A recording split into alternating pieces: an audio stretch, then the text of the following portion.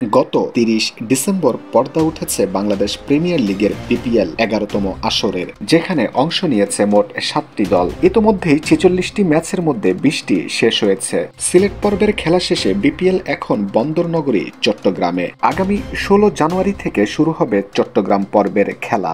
জহুর আহমেদ চৌধুরী স্টেডিয়ামে এই পর্বে মোট ১২টি ম্যাচ অনুষ্ঠিত হবে। এরপর ফের বিপিএল যাবে রাজধানী ঢাকাতে। ২৬ জানুয়ারি থেকে ৭ ফেব্রুয়ারি পর্যন্ত ঢাকায় এবারের আসরের শেষ পর্ব অনুষ্ঠিত হবে।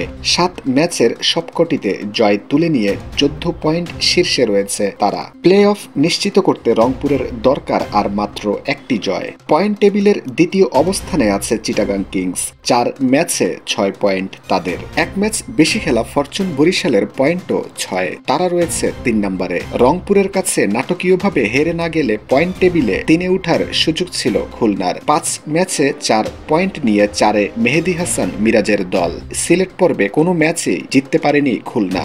৬ ম্যাচ করে খেলা সিলেট স্ট্রাইকার্স ও দুর্বার রাজশাহীর পয়েন্টও ৪ করে।